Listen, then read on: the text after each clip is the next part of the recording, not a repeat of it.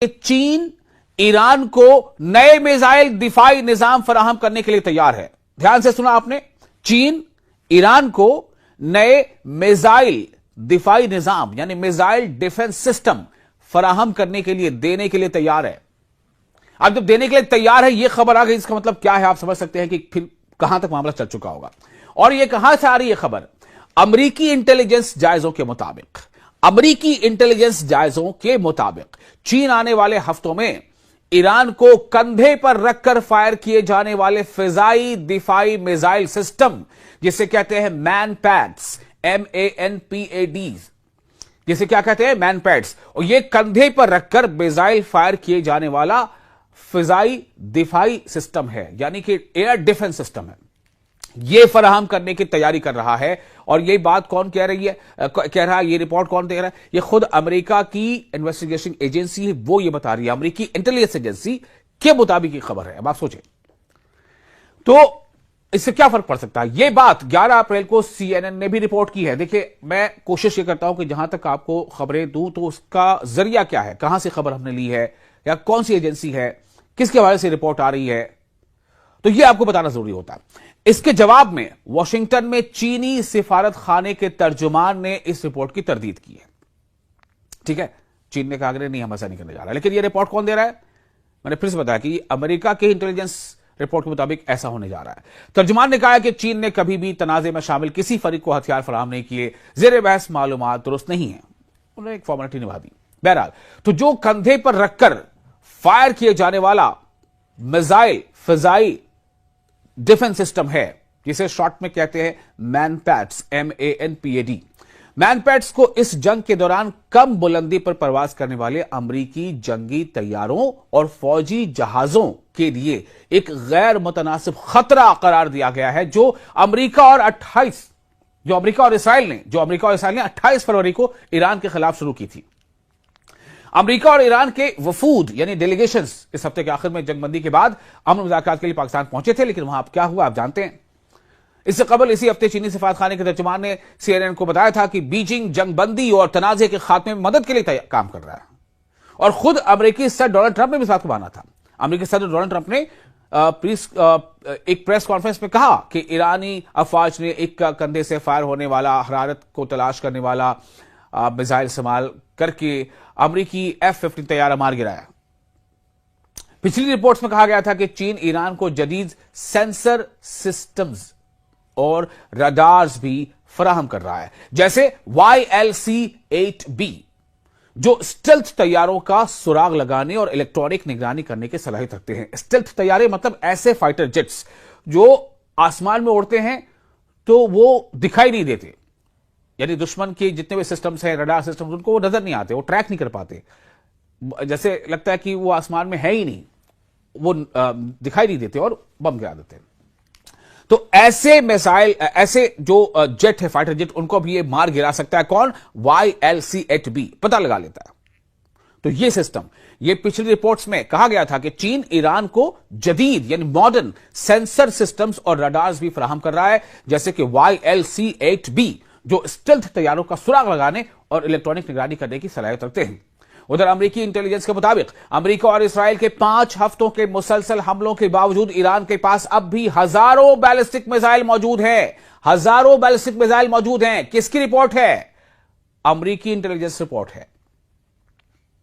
अमेरिकी intelligence report के मुताबिक अमेरिका और इसराइल के 5 हफ्तों के मुसलसल हमलों के बावजूद ईरान के पास अब भी हजारों बैलिस्टिक मिसाइल मौजूद हैं, जिन्हें वो जेरे जमीन जखीरा गाहों से लॉन्चर्स निकालकर इस्तेमाल कर सकता है। यह बात वॉल स्ट्रीट जर्नल ने रिपोर्ट की है।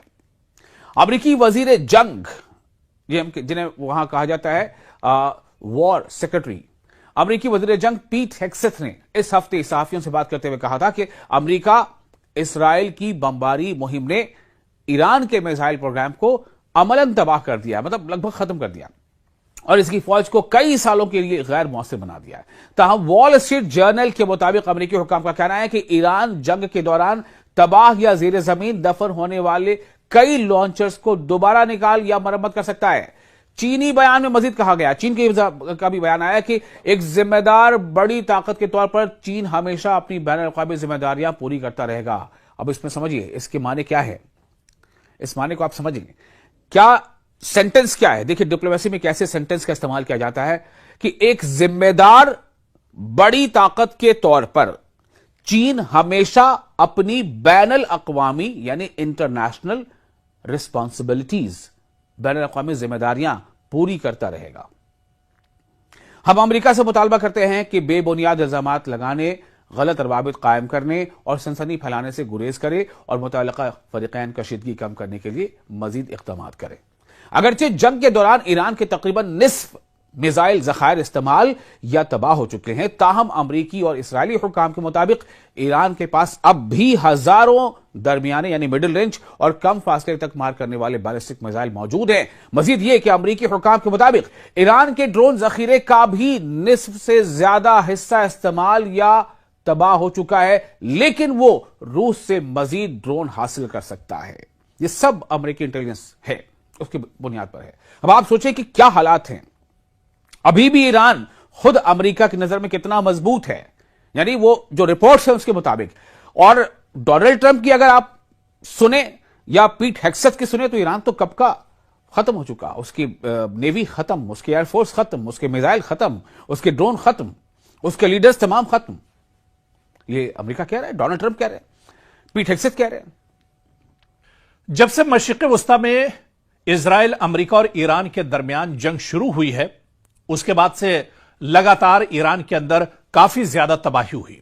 इस जंग के चलते जिस तरह से इजराइल और अमेरिका लगातार ईरान पर हमले करते रहे, ईरान में बड़े पैमाने पर जानी और माली नुकसान हुआ है। दरअसल ईरान इस जंग से पहले भी बहुत अच्छी हालत में नहीं था।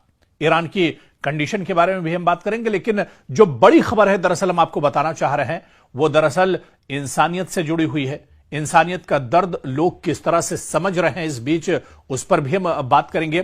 दरअसल खबर यूपी के मेरठ से है, जहां पर एक शख्स ने 17,000 अमरीकी डॉलर्स की लागत की अपनी जो जमीन है, दरअसल वो जमीन बेचकर ईरान के जो परेशान और मुतासरीन लोग हैं उनको वो रकम एक तरह से हदिया करती है, वो रकम एक तरह से उन्होंने मदद के लिए दे दी है। जी हां, 17,000 अमरीकी डॉलर, यानी कि आप ये मान लीजिए तकरीबन 17-18 लाख रुपए की उनकी एक जमीन का टुकड़ा पड़ा हुआ था। उन्होंने अपनी वो जमीन बेच दी और उससे जो पैसा हासिल हुआ उसको दरअसल ईरान के जो मुतासरीन हैं, जो परेशान लोग हैं, उनकी मदद के लिए उन्होंने दे दिया।